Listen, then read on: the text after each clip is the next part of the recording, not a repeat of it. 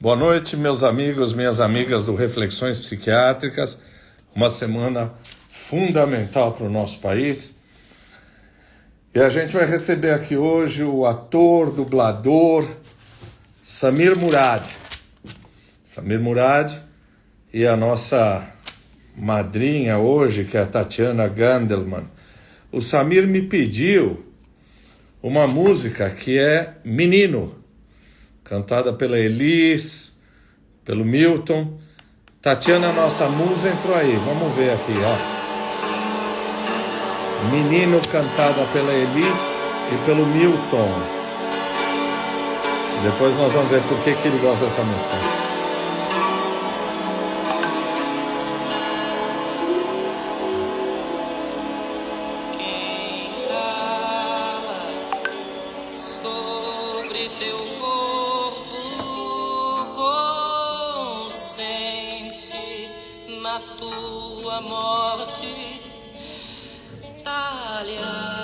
Dá para ouvir bem? Alguém me diz, dá para ouvir bem?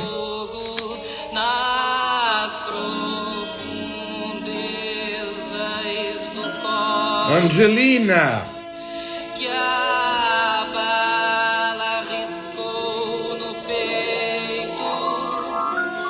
Obrigado. Quem cala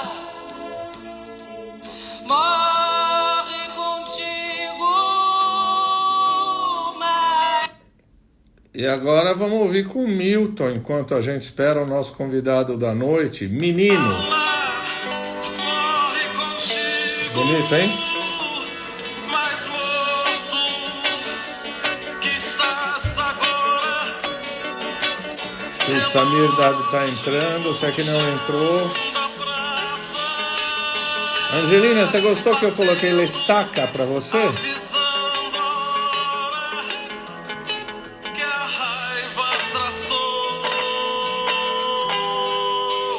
Eu não posso deixar muito tempo isso aqui, senão os caras derrubam. Boa noite, Ana. Boa noite a todos. Vamos ver se o Samir já entrou.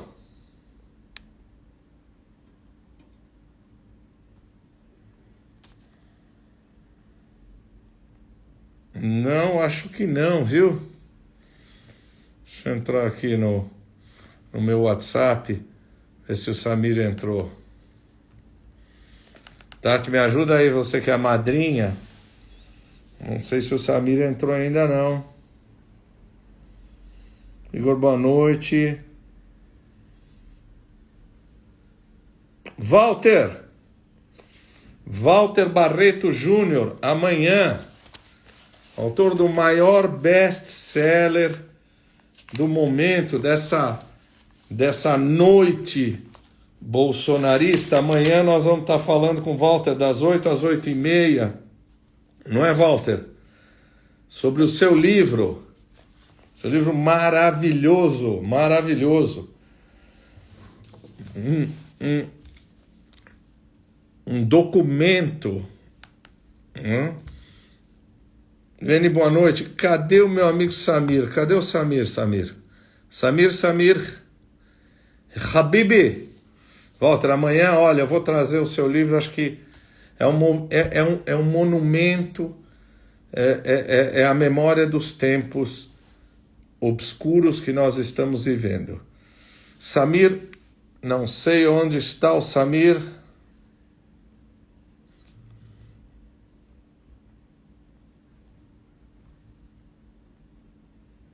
Ah, entrou.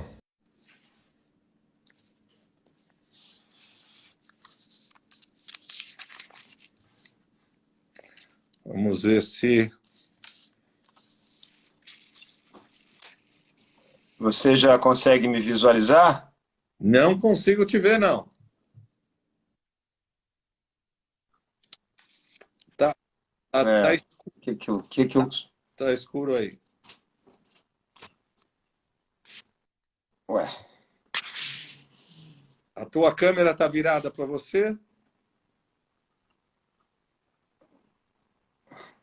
Momento.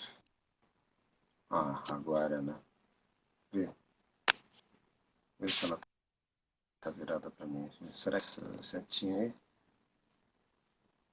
Ah, agora Ah, foi. agora Agora foi. Tempo que eu não perdi o hábito de fazer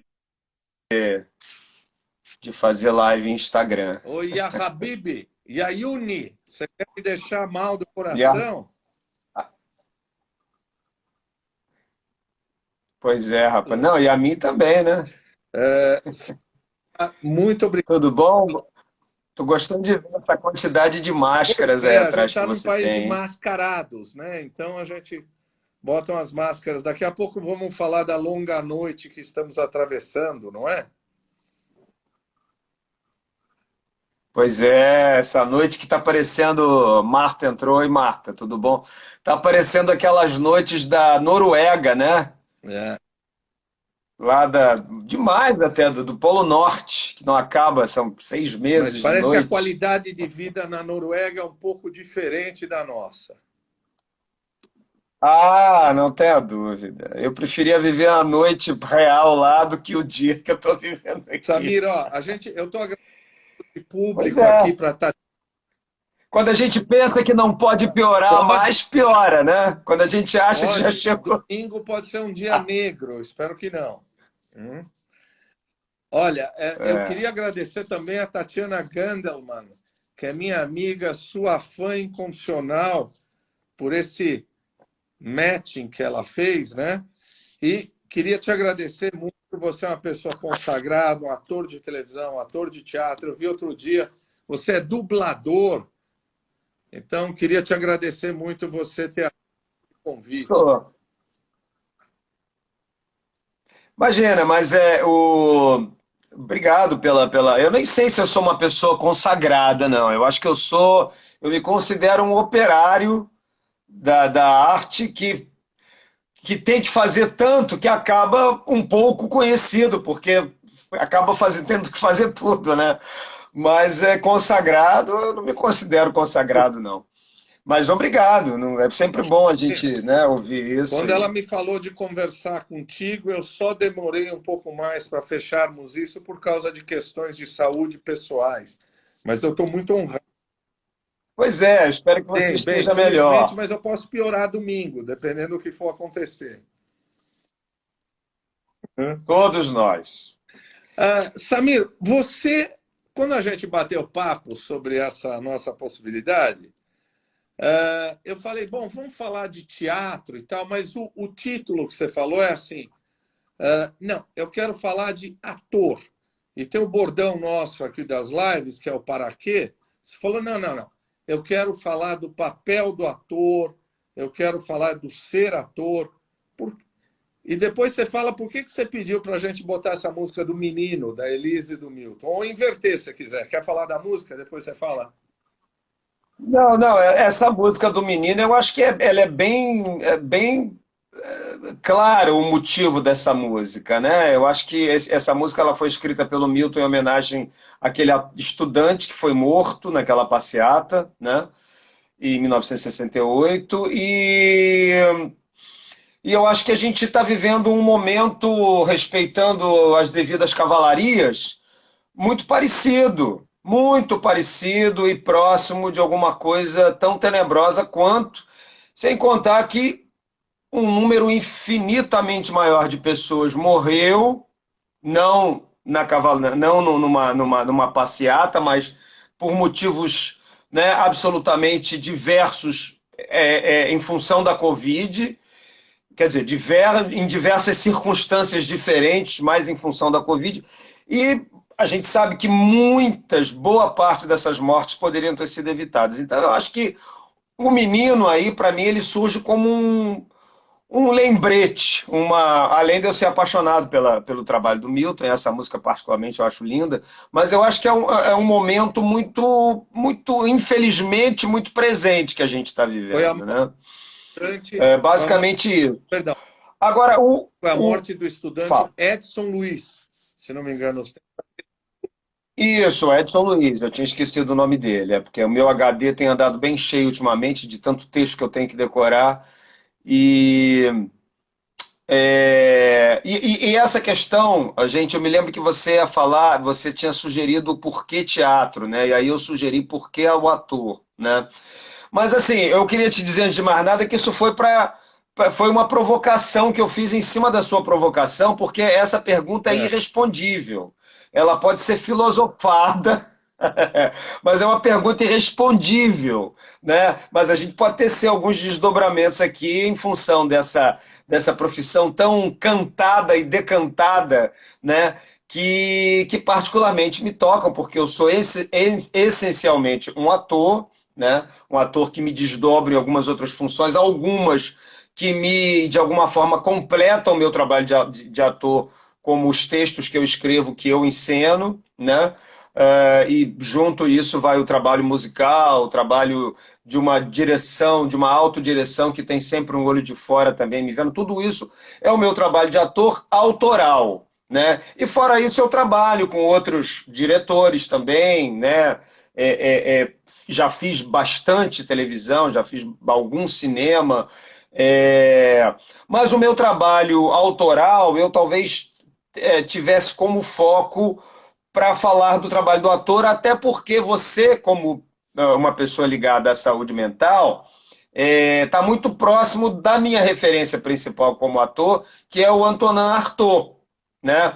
Agora, só para a gente também não abrir demais antes de fechar uma porta pequena que vai levar para um labirinto maior, a Fernanda Montenegro teve recentemente vendo esse espetáculo Os Sonhos Não Envelhecem, e ela estava conversando com o ator que faz o Milton Nascimento, e ela falou, a gente não sabe por que a gente está aqui como ator, a gente é um chamado, a gente não sabe, né? Não é por causa de dinheiro, não é por causa de só propriamente de fama, não é por causa... É um chamado. Eu acho que a Fernanda é uma pessoa absolutamente consciente dessa afirmação, que nos revela, de fato, o verdadeiro chamamento do que é o querer ser ator, e que é esse mistério.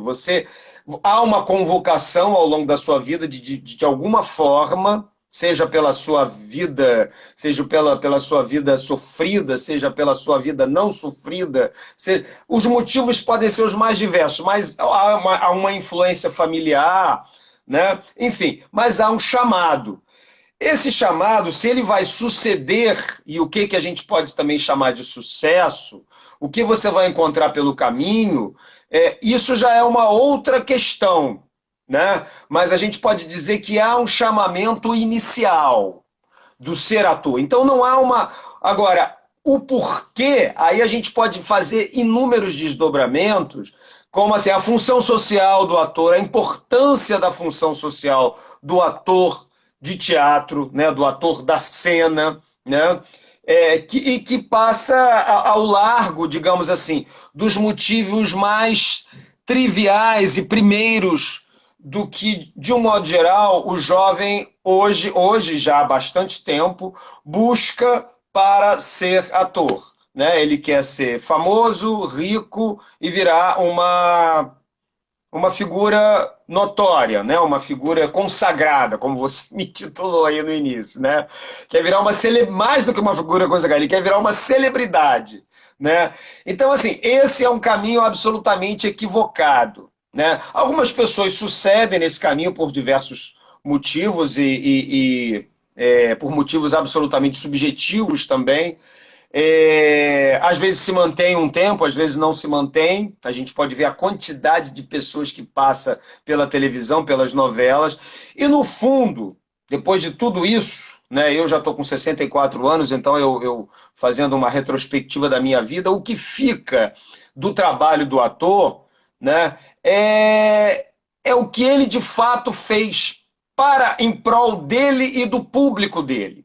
Público dele que eu falo, as pessoas que foram assisti-lo ao longo da vida, né? O espectador, quando vai ao teatro, ou quando vê uma novela, ou quando... Eu estou falando do teatro porque o teatro ele traz mais essa essência do ator, né? O cinema, a televisão já misturam outras linguagens que privilegiam também outros veículos que não são só o veículo da pessoa do ator, né? Você tem aí uma série de questões, a câmera, o cinema é um trabalho, antes de mais nada, do próprio diretor, enfim. Mas o ator, no final das contas, o que conta para ele é o que ele fez em prol dele e em prol que eu quero dizer assim, como que ele se lapidou enquanto ser, enquanto indivíduo, porque você não pode separar o cidadão ator do cidadão não ator, né? Essas separações, elas são absolutamente organizacionais, para a gente poder viver, né? Eu vou pagar uma conta, eu estou pagando uma conta, eu não sou ator,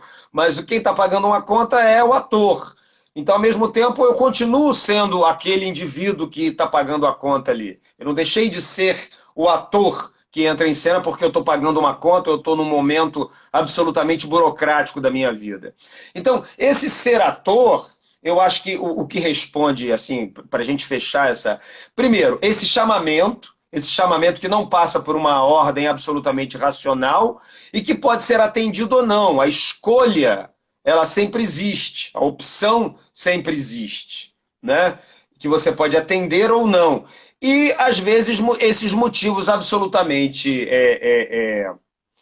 eu diria, secundários que advêm dessa notoriedade, dessa singularidade que o ator consegue, principalmente nos meios de comunicação de massa, e que fascina uma boa parcela dos jovens que vão buscar a escola de teatro como um meio de galgar esses degraus. Eu, como fui professor durante um bom tempo, né, de aula na faculdade da Cal, a gente vê claramente assim, quem que você acha que pode, de alguma forma, sair da faculdade e continuar, quem que vai desistir no primeiro semestre, na primeira aula. Isso é muito evidente. Agora, a vida não é justa.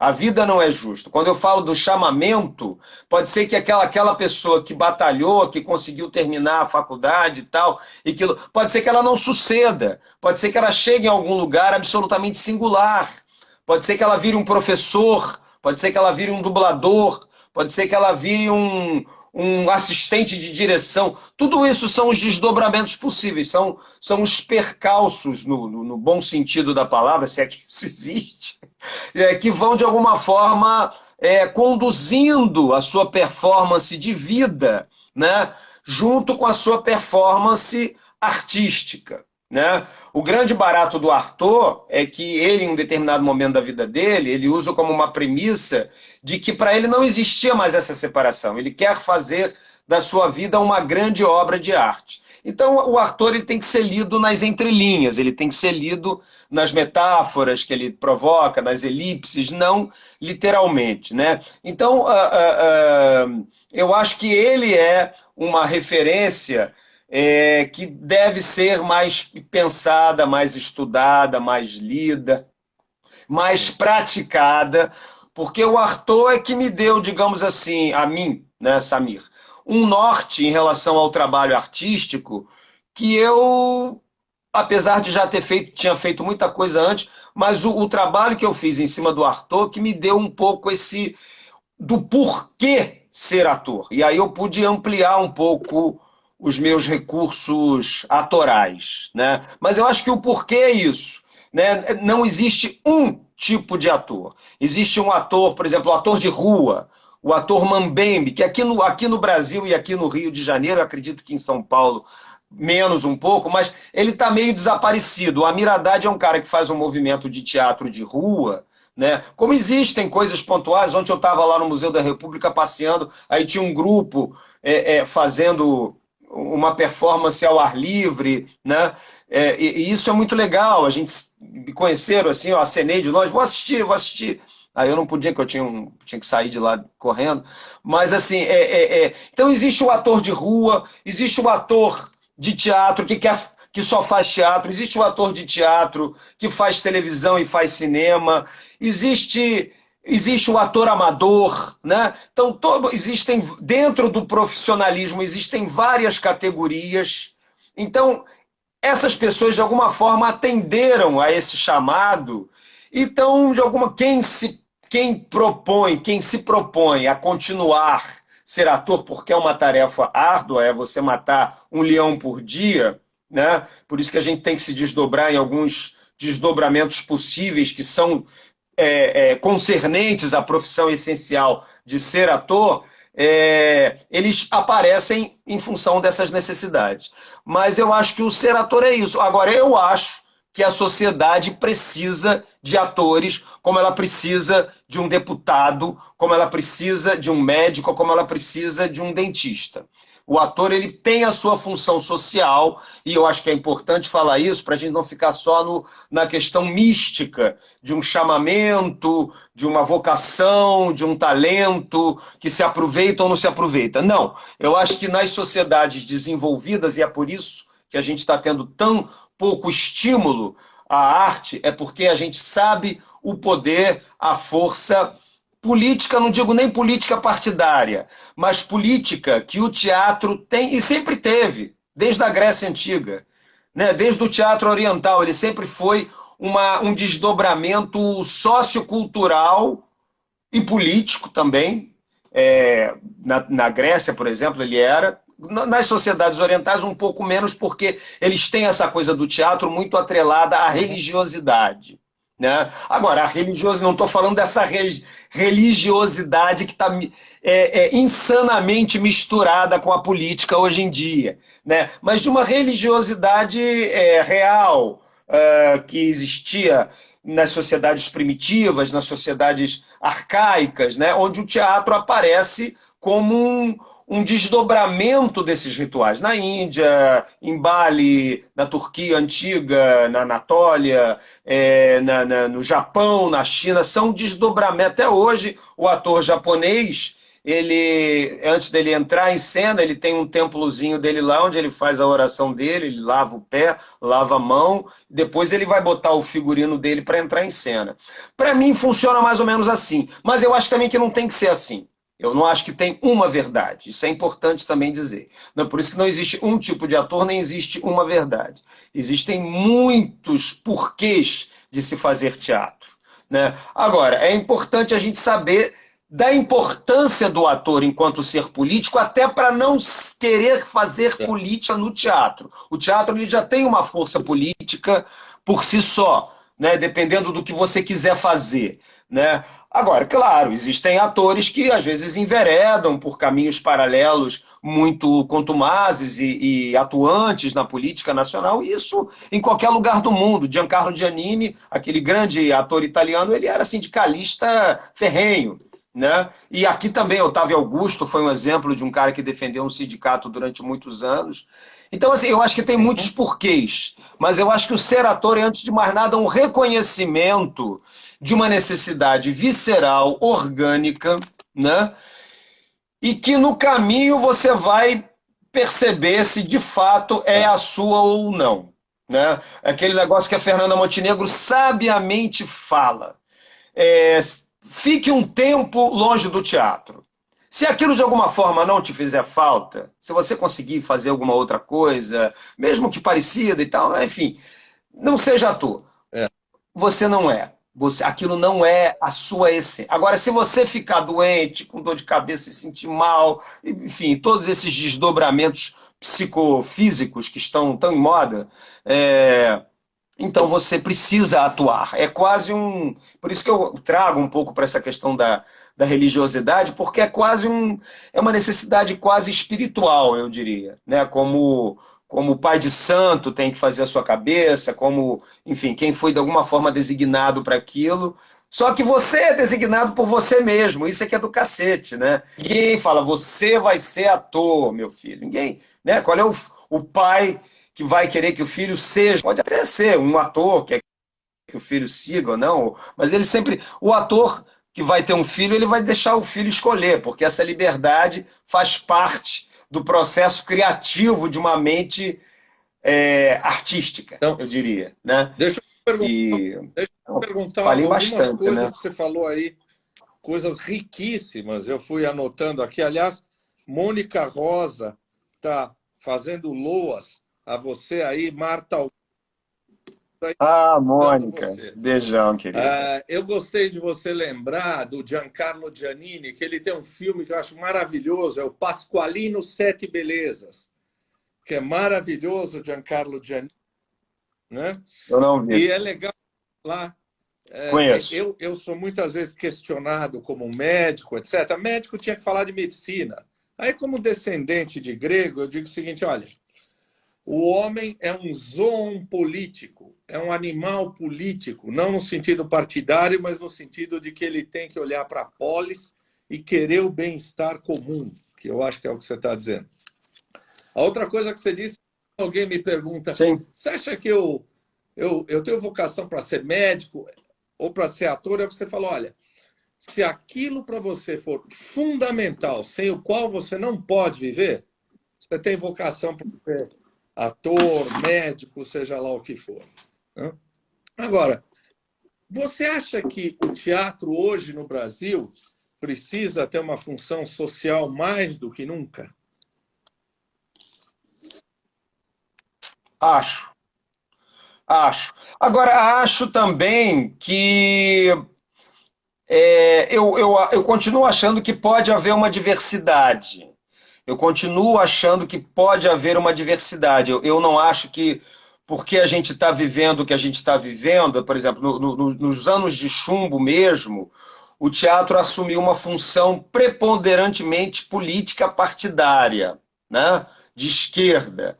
E digamos, eu não, em termos percentuais eu não saberia dizer, mas digamos que 90% das peças se fazia em função dessa reflexão, dessa constatação, ou até de alguma maneira mais metafórica que você pudesse falar do sistema sem falar abertamente, porque havia censura. Né? Eu acho que hoje a gente caminhou para uma proliferação, para uma multiplicidade de linguagens no teatro contemporâneo já de uns 20 anos para cá. Então eu acho que seria assim, também a gente não deve perder, né, toda essa multiplicidade de linguagens que a gente conseguiu adquirir ao longo de muitas estruturações e desestruturações e pensamentos e reflexões sobre a cena contemporânea. A gente não estava nos anos 60, né? Já tem 50 anos aí nos separando disso. Agora, eu acho que essa inquietação, essa insatisfação, insatisfação no sentido de ser um ser polêmico e pensador, né? Lembrei do Zé Celso agora, ela precisa continuar no teatro. Né? E eu acho que o teatro pode dizer isso de muitas formas. Agora, eu acho sim, eu concordo com você sim. Pessoalmente, eu concordo com você. Agora, eu acho que eu seria bastante egoísta se eu dissesse sim só e ficasse só por isso. Porque eu acho que existem muitos trabalhos, né, muito poliformizados, que às vezes não falam diretamente, mas que de alguma forma falam. Né? Eu não assisti ainda, mas eu sei que tem um monólogo agora sobre aquele livro do Homo Sapiens, que a Vera Holtz está protagonizando, que eu tenho certeza de que é político. Recentemente houve também uma outra reflexão sobre Abel, o personagem do Abel, Caim, não Abel, Caim, que também trazia um viés político. Então, eu acho que as pessoas estão, quanto os atores, principalmente os atores que já passaram de alguma forma, né, que como eu, tem mais de 40 anos, há que se pensar isso sim. Eu acho que deve-se, né? Deve-se, precisa-se. É um bom motivo para que as pessoas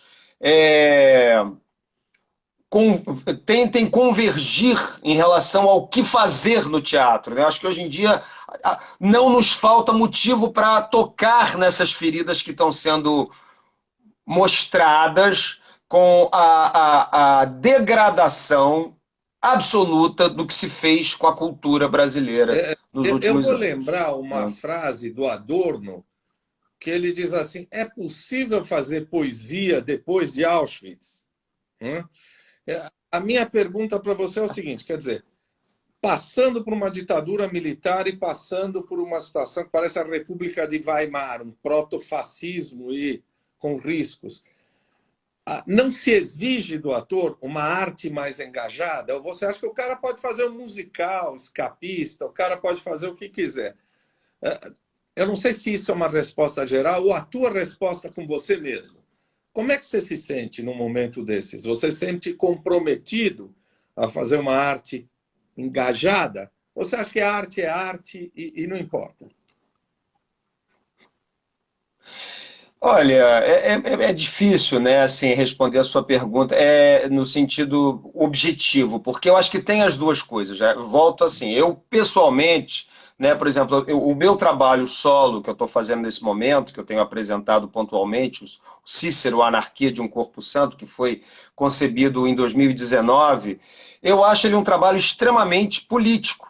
Quase que de uma forma inconsequente, porque quando eu fiz em 2019, quando eu pensei o texto, eu estava querendo discutir a questão da política influenciando a religião e vice-versa, através da figura do padre Cícero e de uma retrospectiva que ele faz da vida dele, refletindo sobre esse ser religioso e político que ele foi, né?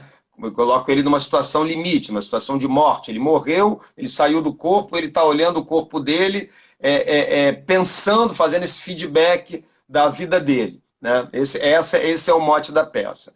E então, assim, esse trabalho a gente apresentou sexta-feira no Sindicato dos Professores, houve uma discussão, um bate-papo depois muito rico, e eu percebi que o trabalho ele tem um teor que foi levando para um lado político que eu até me assustei. Eu falei, opa, gente, legal, bacana, mas assim, há outros elementos de linguagem que eu acho que valem a pena ser discutidos aqui, de linguagem teatral, de linguagem estética, né, de proposta de linguagem cênica, e que também tem naturalmente um viés político. Por exemplo, o Butô, que eu uso, ele foi um movimento japonês da dança, do teatro-dança, que surgiu em função da Segunda Guerra Mundial, uma revolta, falar dos seus mortos, do morto que existe dentro de você, que é o que eu faço um pouco nessa peça. Então, sempre, eu acho que essencialmente, direta ou indiretamente, há política no teatro.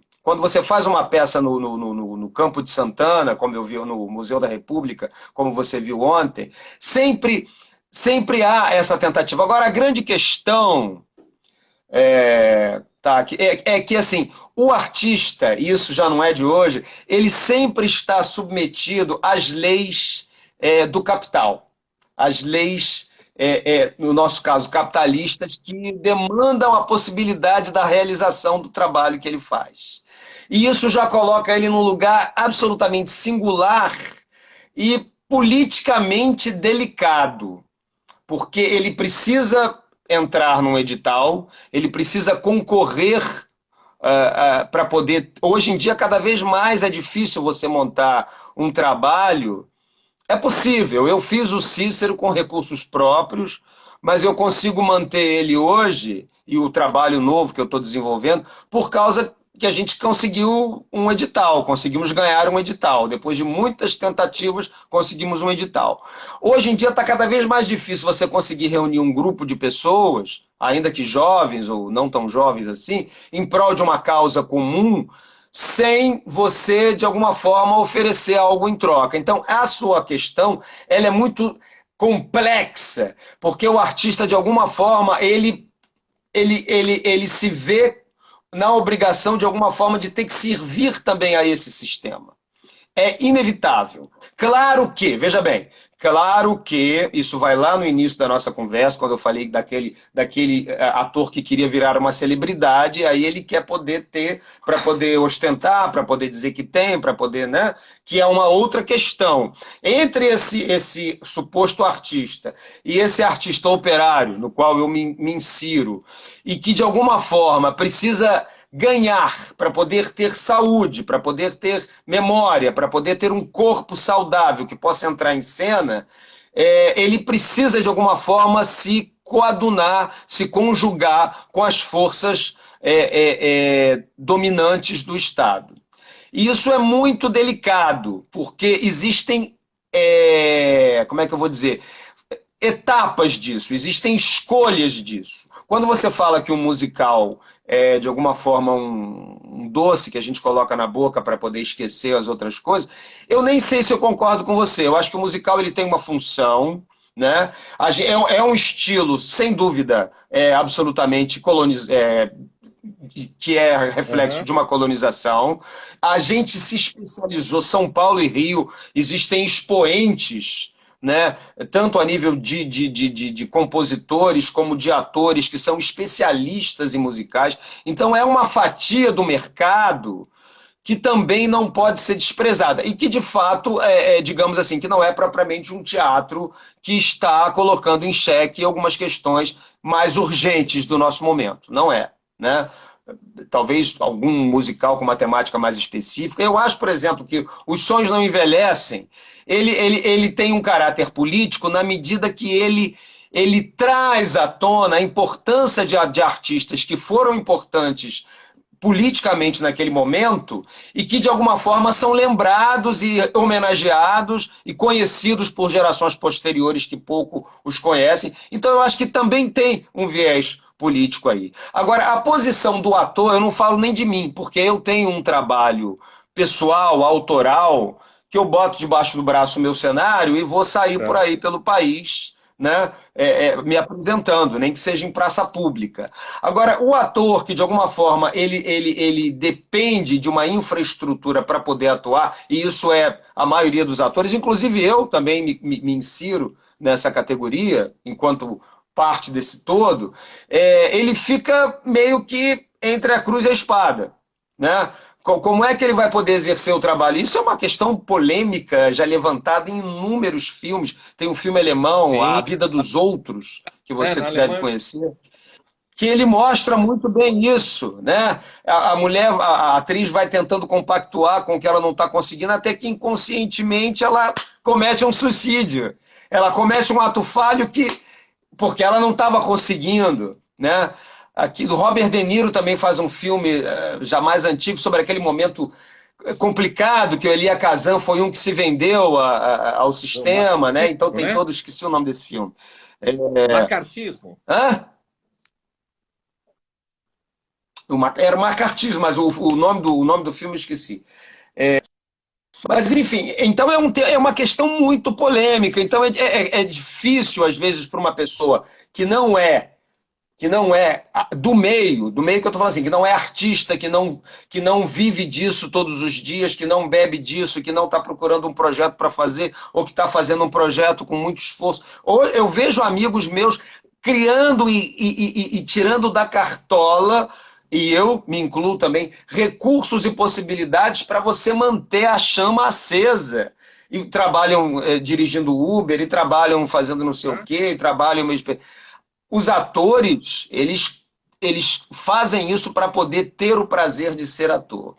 Então eu acho que é difícil, é muito difícil. Agora eu acho que a consciência desses atores, e ontem eu participei aqui de uma. Não fui na passeata, mas caminhei por uma feira popular que tem aqui na Glória. Eu percebi, né, que esses atores, várias pessoas que eu encontrei, a gente está muito mobilizado em torno de uma causa. Mesmo que a gente não esteja conseguindo fazer disso um produto artístico propriamente dito, até porque os meios nesse momento estão muito difíceis, né? Poucos são assim, se você pegar 20% dos atores que estão conseguindo colocar seus trabalhos em edital e está em cartaz e está em, né? Isso foi uma. Para você ter uma ideia, o caderno do encarte do Rio Show, do Globo, que depois da pandemia acabou, nunca mais ele voltou. Então, isso já é um chute na divulgação natural que a gente tinha dos espetáculos em cartaz, porque as pessoas ficaram meio perdidas. Então agora você tem que procurar, meu Deus, o que está passando no teatro tal? Aí você vai lá no Google, procura e vê na internet. Quer dizer, ficou mais difícil também por causa disso. E aí esses editais aparecem como possibilidades do ator, do artista de teatro, de dança, de música, né, se sentir de alguma forma amparado pelo Estado. É uma contradição, porque esse próprio Estado, né, aqui no Rio de Janeiro, por exemplo, a gente, né, votou de novo numa questão, de novo ganhou o candidato que estava, né? E aí, assim, aí você vê que realmente tudo interfere para complicar a vida do artista. É uma luta, é uma musculação, assim, de você ter que. Então, eu concordo com você, eu acho que tem que sim, tem que ser feito. Eu acho que as pessoas estão se mobilizando, as pessoas estão indo para a rua, os artistas estão indo para a rua, né? E não acredito que a maioria, pelo menos esmagadora, dos artistas não estejam unidos sob a bandeira que a gente virou uma nação polarizada, né? Então, hoje em dia, você tem que ser, inclusive, político partidário. Você não consegue mais ser político. Não, eu sou um político, mas não sou partidário. Não existe mais isso, né? E o silêncio e o não posicionar-se acabou também virando um posicionamento. Né? Não sei se eu respondi plenamente a sua pergunta, eu tentei, porque é uma pergunta bastante complexa e ampla. E você, né? quando responde uma pergunta, cria outras 10, né? A gente precisa ficar indo atrás. O importante em filosofia não é responder, é perguntar, porque aí a gente vai atrás. Eu ia brincar com você, com os meus amigos cariocas, eu posso até brincar, porque eu tenho um filho carioca. Eu acho que no Rio de Janeiro vocês só votam pior do que na Argentina. Não é verdade? Pelo amor de Deus, eu sou um ateu falando pelo amor de Deus, mas deixa para lá. O que eu ia dizer para você é... É um ateu brasileiro, né? É um ateu brasileiro, não é? Eu recentemente, ou de vez em quando, sou convidado a ciclos de debate, de cinema, etc. E eu vejo essa coisa do edital, quer dizer, um pouco exagerado, mas não muito. O cara só ganha um edital se no final ele colocar assim, Deus, pátria e família. Porque senão ele não ganha o edital, não é? Não, assim, veja bem, existem. Não, assim, o edital que a gente ganhou não chegou a esse nível. Mas existem alguns requisitos que você precisa, de alguma forma, cumprir. Não foi um edital assim, absolutamente violento nesse sentido, não. Assim, esse que a gente conseguiu não foi. Agora, só para fazer uma provocação, eu acho que São Paulo também tem dado uns vacilos, hein? Eu acho que São Paulo também tem dado uns vacilos legais, assim, de. Você não acha, não? Eu acho que o Brasil dá muito vacilo, né? Tá quase dando mais um, não é? Não, porque você falou do Rio, eu sou obrigado também. A gente perdeu uma excelente oportunidade aqui de conseguir um governador, mas eu acho que aí também não sei como é que está essa questão, né? O Haddad já, não sei se ele. Né? Ontem eu estive numa reunião com o Haddad, com o vice-presidente, né?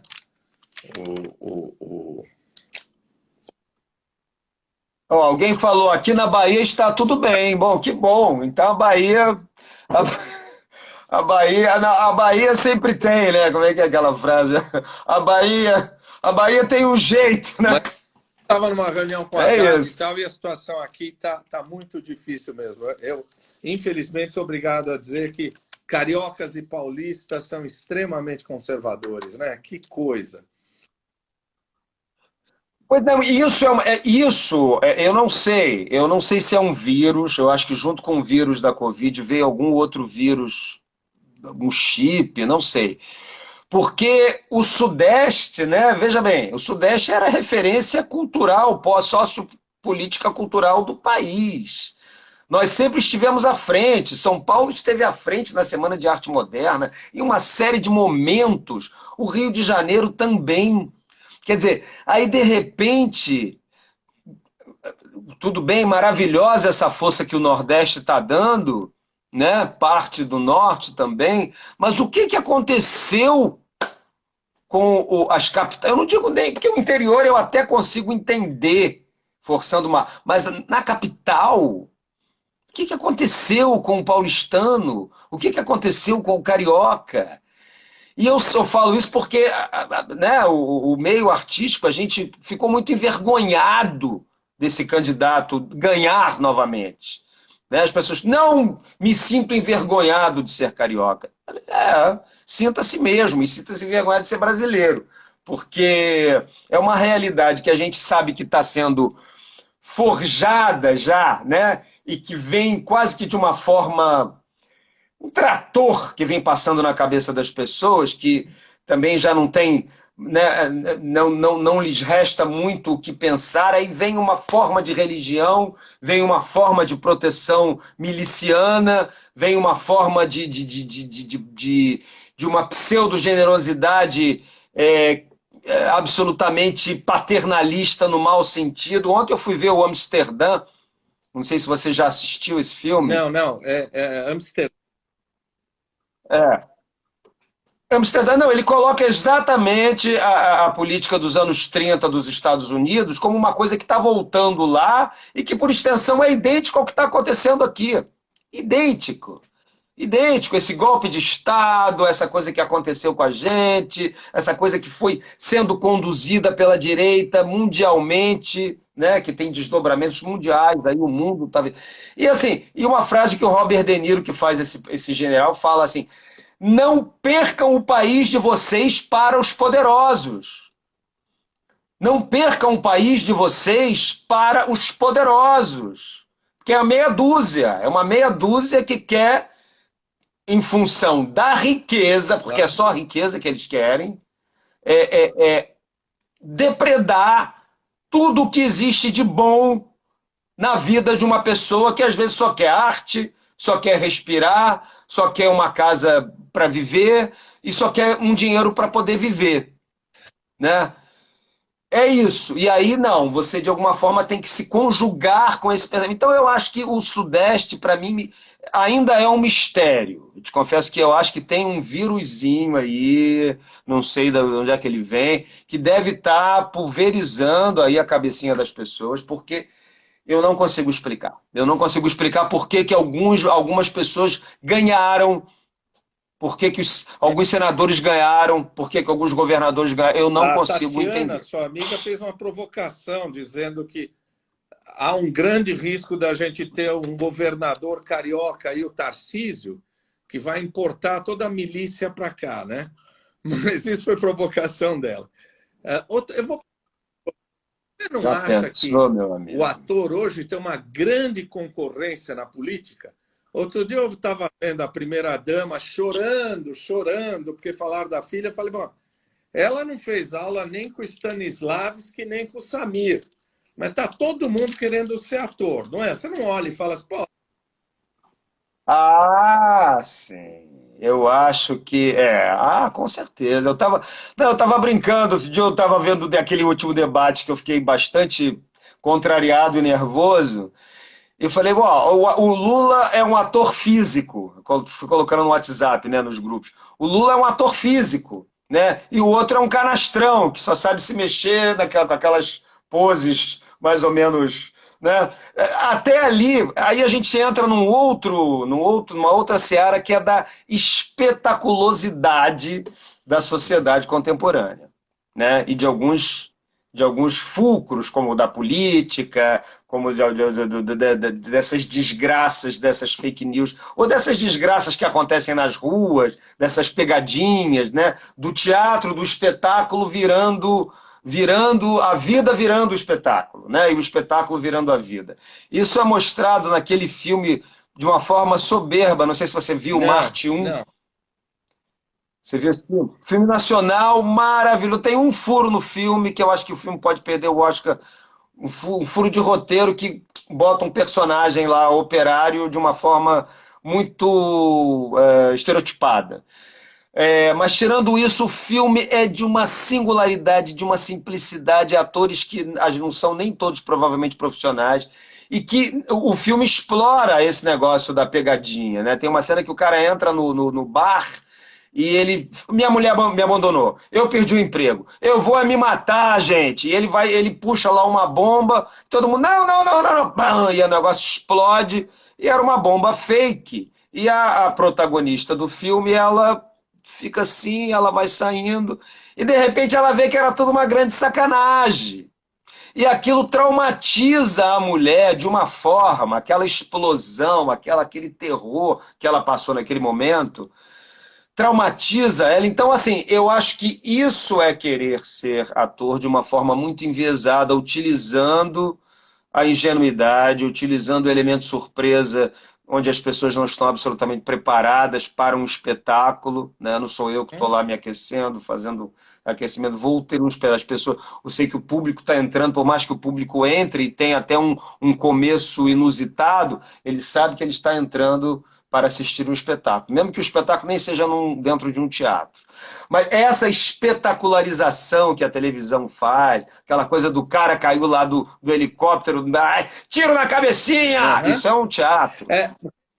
Recentemente, isso é um teatro. Desculpe, né? Você é um cara que é um ator, fez cinema, fez teatro, você é dublador, você é poeta agora, não é? Você tem um livro de poesia agora recente, não é?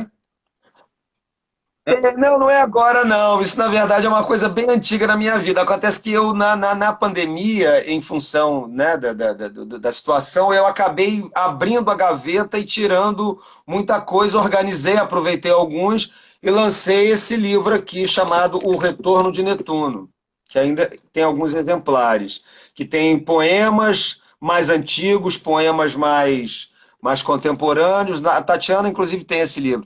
Contos. Então, assim, a escrita, para mim, eu não me considero absolutamente um poeta, porque eu não sou um leitor ávido de poesia, né? Assim como não me considero um dramaturgo. Mas eu escrevo algumas coisas, né? Eu sou um curioso, é uma inquietação minha. Então, eu escrevi esse livro, né? Quer dizer, eu juntei, fiz uma coletânea de coisas de diferentes momentos da minha vida e lancei esse livro. Mas por que você falou isso? Você é um cara que teve que ler Artaud, eu vi a tua biografia, você é um cara que gosta e fez Fernando Arrabal, você é um cara que lê, que estuda, que o tempo todo tem que estar... Como é que você vê a declaração de um colega, não desculpe chamar de colega, um colega ator aí da televisão, que falou outro dia de que ator não precisa ler. Eu não gosto de ler. Eu vou lá e pronto, não precisa ler nada. Você ouviu isso? Eu não sei se é o mesmo que eu estou pensando. Já tem um tempo isso, né? Que ele disse que nunca tinha lido um livro. Que ele nunca tinha lido um livro na vida. É um ator até que faz sucesso, né? É um ator bastante frequente na televisão. Pois é, eu acho que o problema é a declaração. Eu acho que essa declaração ela só existe porque existe uma falta de autorreferência para poder saber o que deve falar. Porque ele poderia pensar isso, ele é um bom ator, quer dizer, um bom ator de televisão, se ele não está sempre fazendo, já foi elogiado pela crítica por papéis aí. E eu acho que ele podia ter não falado isso, né? Eu acho que tem uma diferença muito grande entre o intelectual e o ator, né? Quando você fala, você leu... Eu li Artaud por dois motivos. Primeiro, porque inicialmente, lá na faculdade, ainda bem jovem, com cabelos longos, que você também deve ter tido um dia, eu me afinei com o Artaud por uma série de questões estéticas e pessoais. Pessoais, acima de tudo pessoais. Né? A escrita dele me capturou de uma forma visceral, assim, eu me identifiquei alguns dados da minha história de vida com a história dele. E aí depois eu estudei ele porque eu fui fazer uma tese sobre ele, eu fiz uma tese comparativa entre ele e o Rubens Correia, e aí eu precisei estudar mais o Artaud. Mas assim, eu nunca tive que estudar o Artaud para fazer o Artaud. Quer dizer, o Artaud me chegou como uma doce missão, uma doce e amarga missão, porque eu sei também que ele está na contramão, como eu estou na contramão em diversos aspectos. Mas eu acho que o ator ele não precisa sair lendo tudo o que todo mundo está lendo ou que supostamente deve se ler. Né? Existem pessoas que leem muito e, para mim, elas são assim, vernáculos vazios.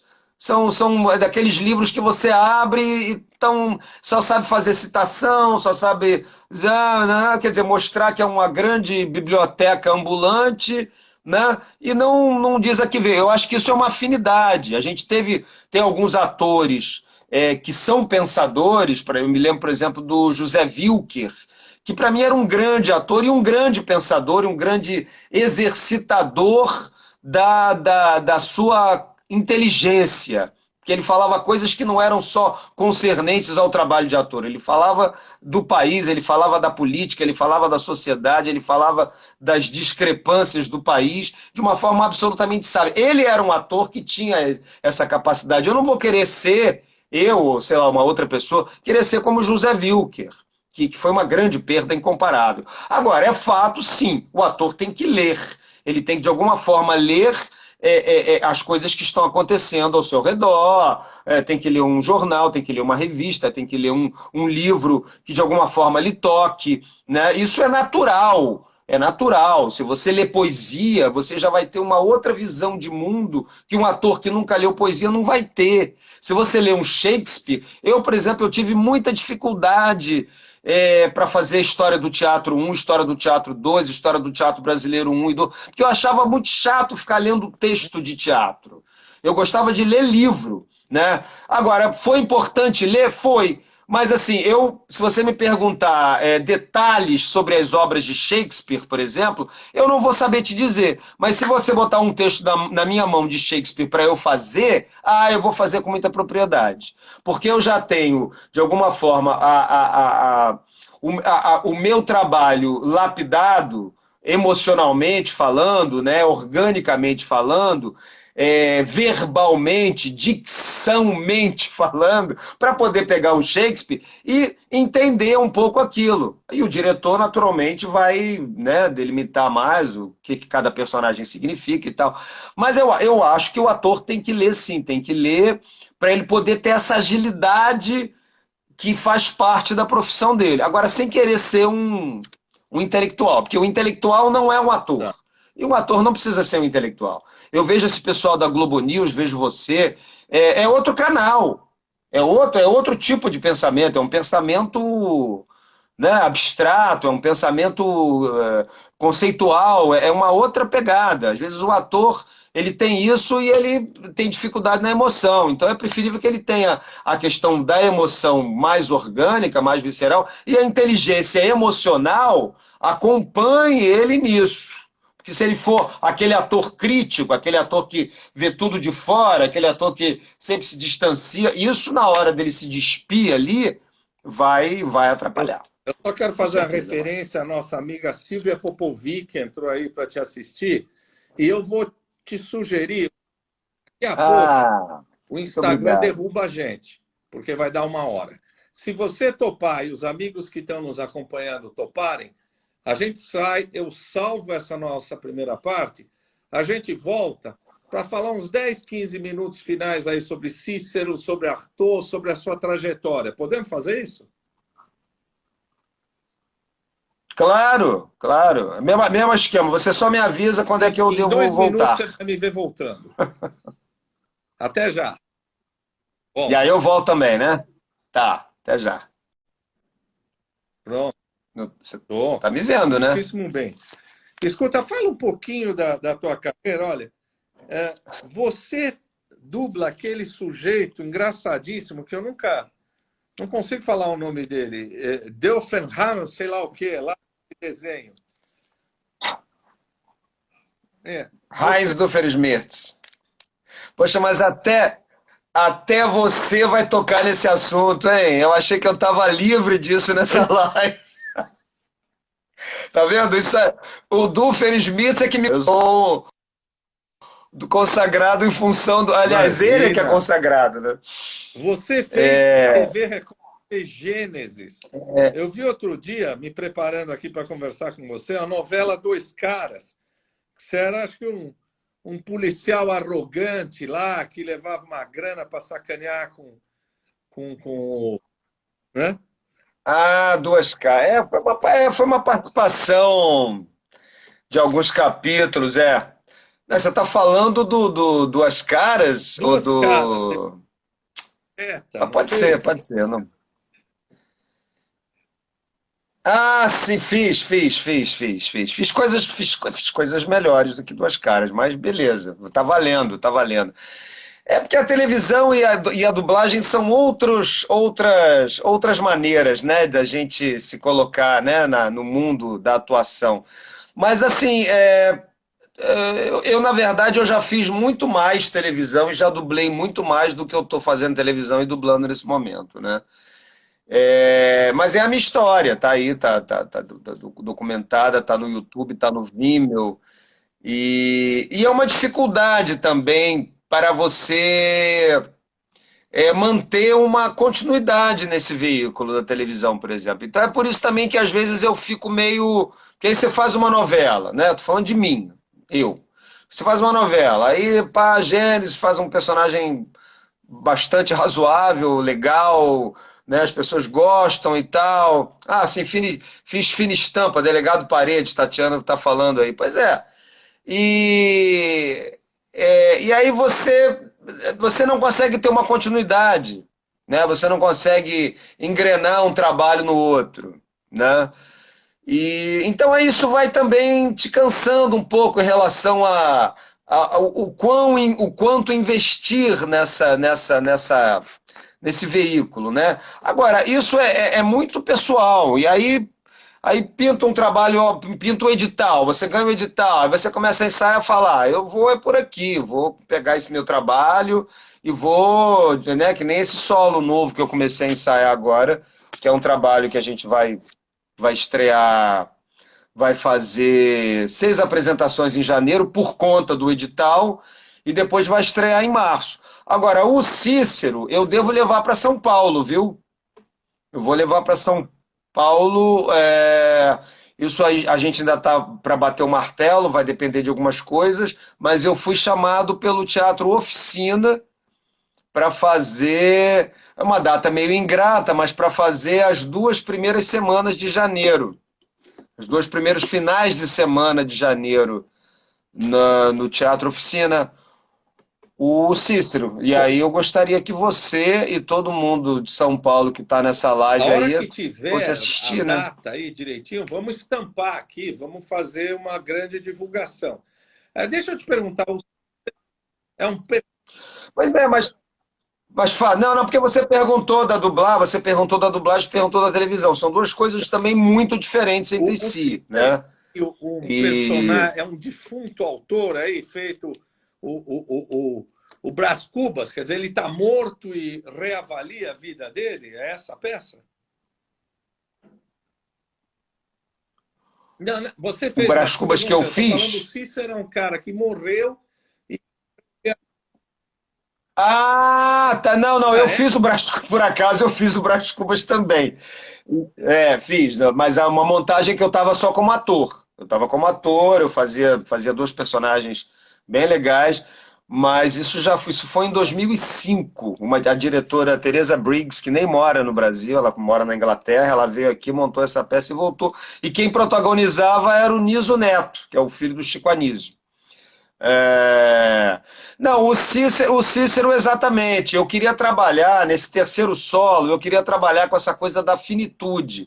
Porque assim, eu tinha feito o Arthur em 2001, em 2001, eu estreiei em 2000, e 20 anos depois, 2019, depois de ter feito o segundo solo e terminando essa trilogia com o Cícero, eu me via diante das mesmas dificuldades que eu tive, dificuldades financeiras, para levantar um trabalho, né? A gente tentou botar o Cícero em editais, mas o que acontece?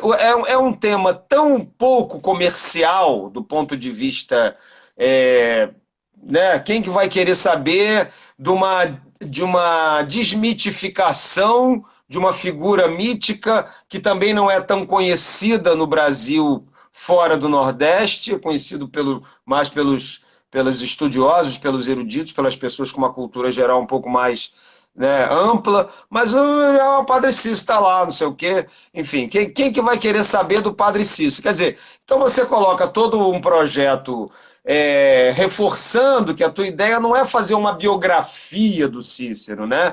Mas se utilizar do homem Cícero, do indivíduo Cícero, para discutir valores, para discutir os valores que são criados, recriados e descriados, destruídos pela sociedade de acordo com as necessidades dos dominantes. Então, por exemplo, a Beata Maria, que se não existisse a Beata Maria, não existia o Cícero, que é o coração do meu trabalho, que é a polêmica que eu levanto da questão do milagre. O milagre aconteceu ou não aconteceu? Eu coloco isso como uma questão dialética a ser pensada. Não coloco como uma verdade nem pelo sim nem pelo não. Eu coloco questões que polemizam, porque já foi escrito uma cacetada de material documental, tanto de um lado como do outro, né? O Apostolado do Embuste é um livrinho fininho, escrito para dizer que aquilo foi um grande engodo, né? Então eu coloco as duas de uma forma muito, eu diria, sem o menor pudor, ousada, porque é um tema bastante delicado, né? E, ao mesmo tempo, discutir essa questão de como que a Beata interessou a um determinado momento sociopolítico, cultural, e depois ela foi absolutamente destroçada, destronada, assim como o próprio Padre Cícero, né? Mas, assim, ele tem um pouco, sim, do Brás Cubas. Na verdade, é uma coisa um pouco mais visceral, né? Porque eu coloco ele morrendo, né?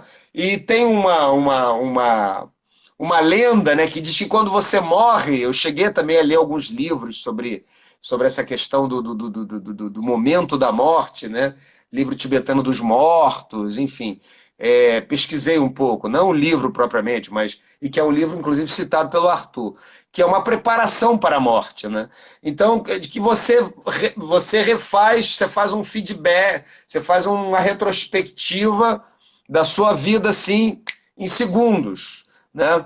E aí eu me vali dessa licença poética, a peça naturalmente. Aliás, o meu trabalho é um trabalho de licenças. Eu tenho que agradecer, assim, que quando eu subir para o céu ou for para algum lugar, eu tenho que, obrigado pela licença, obrigado, porque o meu trabalho é um amontoado de licenças poéticas, naturalmente, bem fundamentadas. Tudo que você vai ver no Cícero é uma pesquisa fundamentada em pesquisa mesmo.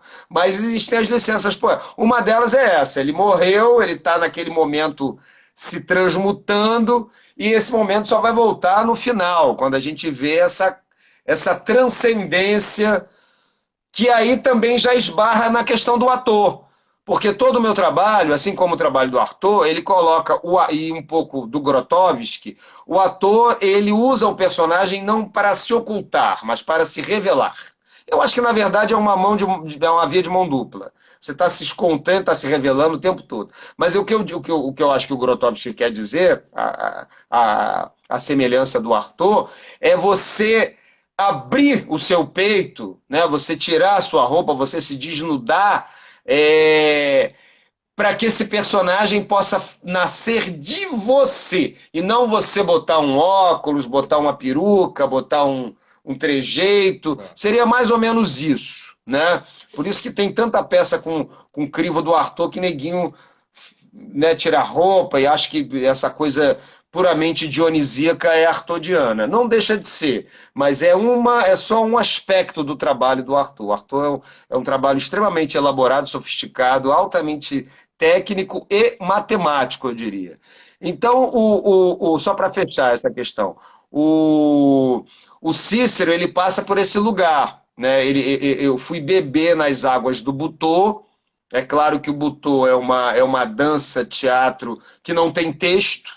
Então eu já fiz uma interseção aí extremamente inconveniente, acima de tudo para mim, porque você fazer movimento e falar ao mesmo tempo é extremamente mais difícil, e você coloca também uma interseção do próprio, questionando a própria validade do texto, que o texto ele é visto em movimento. Um ator não é uma boca falando, ele é um corpo que está falando. Então, eu estou usando isso aqui, aí o espectador tem que, opa, aguçar, senão ele acaba perdendo. E perde, de modo geral perde, porque, via de regra, o espectador não está muito acostumado com esse tipo de linguagem, né? Eu já tive alguns amigos mais retrógrados que falaram, mas você não, por que você faz tanto movimento? A gente, às vezes, o seu texto é tão bonito, a gente acaba perdendo coisas do seu texto. Eu falei, olha, primeiro, compra o livrinho, se você quer ler só o texto, tem um livrinho aqui para você ler. E segundo, que a proposta desse texto foi surgir a partir disso mesmo, né? Esse trabalho que eu estou fazendo agora, ele não tem isso. É a primeira incursão que eu estou fazendo de um trabalho um pouco mais, eu não vou dizer tradicional, mas um pouco mais contido do ponto de vista do movimento, né? Mas esse movimento também não é um movimento pelo movimento, né? Ele tem uma razão de ser, ele tem um motivo também orgânico, né? Eu peguei o Cícero, por exemplo, moribundo, e transformei ele quase que num inseto, quase que num caranguejo, quase que num artrópode, né? Para colocar ele com aquela dificuldade que ele estava de locomoção, com a cegueira, com a dificuldade de defecar, nesse momento. Aí depois eu vou passando, tiro aquele personagem e vão aparecendo outros Cíceros em outros momentos da vida dele, e outros personagens. Então, essa multiplicação, só para fechar essa discussão, ela me dá assim uma... Eu também não estou falando isso sem nenhuma falsa modéstia, eu reconheço a potência do meu trabalho. Eu acho assim, como eu tenho muitas necessidades como ator, e essas necessidades não foram satisfeitas pelo meu percurso comercial, digamos, pelo meu percurso profissional fora do meu trabalho, eu trago tudo isso com uma razão fundamentada. Então eu boto lá o cara do povo que vê lá o milagre. Bodes do povo, fim dos tempos, fim dos tempos, fim dos tempos. Pô, faça um personagem que fala assim, daqui a pouco eu estou fazendo a beata. Enfim, são várias máscaras como essas que você tem atrás de você. Faço uma criança, faço o Cícero criança, né? Faço um mamulengo, né? Então isso me dá uma riqueza de vivências. Tá, que eu vou te dizer uma coisa, eu não quero outra vida, cara. Como ator, se eu pudesse ficar fazendo os meus trabalhos pelo Brasil e ficar fazendo esse papo, debate e fazendo oficina, era o que eu queria da minha vida. Era o que eu queria. Eu não queria ficar famoso, rico, né? Até porque eu acho também, eu vou ser muito sincero com você. Se eu tivesse dado certo na televisão, se eu tivesse sido aquele ator, falar, não, porra, vamos chamar o Samir, provavelmente eu não teria feito esse trabalho. Uma coisa ela é quase incompatível com a outra. É claro que existem atores de televisão que têm uma preocupação quando eles conseguem uma brecha entre uma novela e outra, eu tenho plena consciência disso, que fazem um trabalho inovador, fazem um trabalho original, fazem um trabalho singular, aí pegam um outro contrato. Isso é natural. A televisão ela te mune de recursos, tanto midiáticos como financeiros, que só a televisão te mune. Isso é fato, né? Agora, ao mesmo tempo, uma vez eu fiz um mapa astral com um cara aí, um bambambam, fora do Rio. E ele, quando eu falei que eu era ator, ele falou, mas você é ator? Mas você é ator ou você é Arthur? Eu falei, mas você sabia que eu tinha feito o Arthur? Ele falou, não, nem conheço você, nem sei quem você é, para dizer a verdade. Aí eu entendi que ele quis dizer que esse trabalho meu do Arthur era um pouco o meu caminho com o teatro. Mesmo que eu vá fazer, eu fiz uma peça no início desse ano, Alienista, que infelizmente não pôde ir para São Paulo porque o ator ele é protagonista da novela das 8, né, o Rômulo Marinho, Rômulo Estrela, E o nosso patrocínio acabou. Mas há possibilidades, até há estudos, teorias de que a gente possa ir para São Paulo. Mas foi uma peça que lotou, foi um sucesso estrondoso, como eu acho que eu nunca tinha feito na minha vida, assim, de quantidade de público. E que era um chute no saco do que a gente está vivendo agora. Era uma peça alta, com conteúdo altamente político, e que muitos puristas ou não tão puristas, mas que tinham uma visão mais ou menos definida do que poderia ser uma adaptação de um texto do Machado de Assis, torceram o nariz. Nem todos os críticos gostaram, alguns gostaram, outros não escreveram, enfim. Mas a peça foi um sucesso. Então, assim, eu faço isso também. Eu também gosto de fazer isso. Eu também gosto de atuar com outros atores. Eu também gosto de interagir com outros diretores, né? Mas esse meu trabalho é uma coisa meio sagrada, assim, sabe? Eu gosto muito Quem disso que eu estava aí, faço. quem entrou agora, eu queria homenagear e agradecer a minha colega psiquiatra, psicanalista, a Natália Timmerman. Quem não leu Copo Vazio, que é o livro dela, nós vamos falar sobre ele em dezembro. Eu sou antiquado mesmo, nós temos a mesma idade. Eu vou dizer que assim é biscoito fino. Conhece essa expressão, biscoito fino? Claro, copo vazio, vou anotar aqui, tá anotado. São, Não, são poemas? não, São é um poemas? romance. Não. Bom, a gente podia bater papo aqui, dada a maravilha da nossa entrevista, graças a você. Eu tenho aqui o tal do Antônio Gomes de Araújo, que é o Graças a nós. apostolado do embuste lá do Padre Cícero. E eu discordo de você. Essa peça do Padre Cícero é uma peça interessantíssima. Eu não acho que tenha pouca gente interessada, não. Viu, Samir? Não, eu não acho. Eu acho assim, eu vou ser muito sincero também com você. Eu acho que esse tipo de teatro que eu faço, ele é muito mais a cara de São Paulo do que do Rio de Janeiro. Assim, eu tenho plena consciência disso, né? Na época que eu comecei a fazer o Arthur, eu não consegui, porque eu falta de intimidade com um veículo de produção, eu cheguei a fazer ele num evento sobre Arthur lá no Sesc, ali perto da faculdade Mackenzie, um Sesc que tem ali, eu não me lembro agora qual é exatamente. E foi a única vez, eu fiz já outros trabalhos infinitamente mais tradicionais em São Paulo como ator, em outras peças, né? Com direção da Bibi Ferreira, mas assim, o meu trabalho, eu não, por uma questão de produção, eu não consegui levar para São Paulo. E agora eu acho que eu vou conseguir levar o Cícero. Porque também não é muito fácil, né? Assim, há que tem que ter uma produção legal. Mas eu acho que eu levando o Cícero para São Paulo e as pessoas indo assistir lá no Oficina, eu acho que eu vou chegar bem, porque eu acho que é um tipo de trabalho que eu tenho o pressentimento que o paulistano vai curtir. E não é que o carioca não goste, mas eu acho que é mais restrito, né? Até porque, assim, a gente sabe, eu sei disso, o movimento em São Paulo teatral é infinitamente mais forte, né?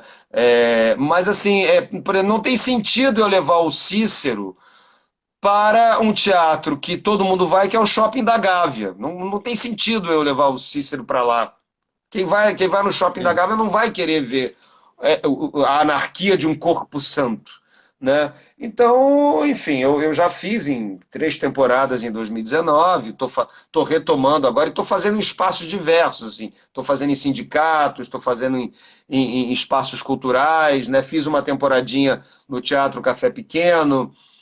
E esse trabalho que eu estou fazendo agora, ele tem uma pegada também extremamente genealógica, ligada à vinda do meu pai imigrante. Mas, enfim, isso é uma outra história, senão eu vou acabar misturando os canais. É muito assunto, né? A Tatiana está falando, é imperdível. Obrigado, Tatiana. Fala isso para os seus amigos de São Paulo também. Muitas vezes aqui antes de você chegar. Amanhã o Walter Barreto vai falar do livro dele, 10.000 tolices, estultices e crueldades do nefasto aí, presidente da República. A Natália, nós vamos falar em dezembro, do copo vazio. Samir, eu estou encantado com você. Quando eu for ao Rio aí, a Tatiana serve para nós aí uns quitutes e eu vou fazer questão de te dar um abraço. Tá? Podemos nos despedir assim? Poxa, será Né? uma honra. Um abraço, Hein? então, e ó. Tchau, boa noite. Acabamos. Estou dando um beijo Acabamos? para todo mundo. Nós... Ah, sim. Uhul. Obrigado. Então, para mim foi uma honra também Cara, conversar eu estou contigo. dizendo, Uma honra. maravilhoso. As pessoas estão aqui dizendo, venha logo, pô. Boa noite. Irei. Tchau. Obrigado, então. Obrigado. Ficamos aqui. Ó. E dia 30, não se esqueça, hein? Não se esqueçam. Tchau a todos. Boa noite. Tchau. Tchau, boa noite.